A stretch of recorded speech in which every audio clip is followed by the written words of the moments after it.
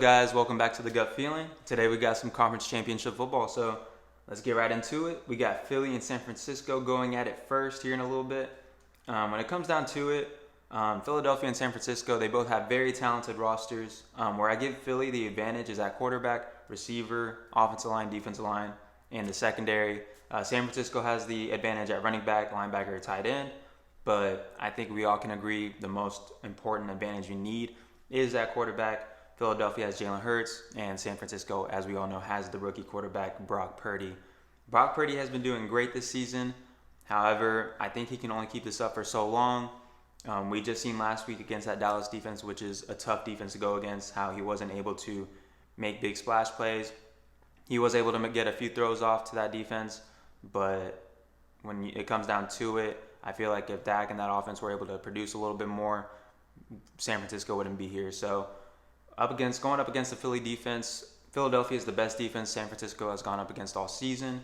Eagles are third in defense overall, first in passing, and they are getting Avonte Maddox back, which is very big to help with Brandon Ayuk not be able to produce as much this week. So with that being said, I do take the Eagles going to the Super Bowl in a couple weeks. They're going to win this game 21-16. It will be kind of low scoring as well, kind of how it looked with San Francisco and Dallas. Both these defenses are phenomenal. So I don't expect a whole lot of touchdowns being thrown or ran in this game. So yeah, Philly will advance to the Super Bowl. Now, as far as who they will go against, this one's very tough. It could go either way. You got Kansas City and Cincinnati. When it comes down to it, my gut feeling just says Kansas City, they're going to get this win. I don't see them losing 4 in a row to Cincinnati. Whether you look at it from Patrick Mahomes and the Joe Burrow perspective, Patrick Mahomes never beating Joe Burrow in the NFL, or whether you're looking at it from the coaching standpoint, Andy Reid losing to Zach Taylor again. I don't see that happening.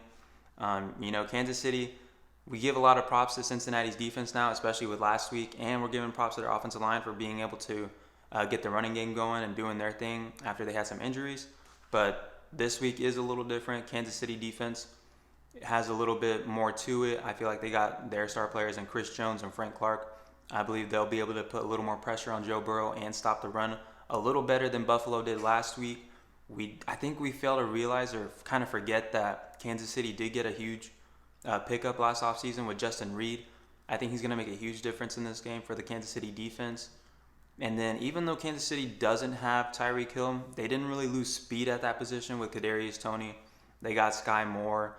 And there is a possibility McCole Hardman might come back, but regardless of whether they get him back or not, they're still going to have that speed. And, they have the best tight end in the league in Travis Kelce. So my gut feeling is just telling me Kansas City's going to win this game. Nick Bolton as well, we got to give him props as well this in his second season in the NFL. He's had a hell of a season as well.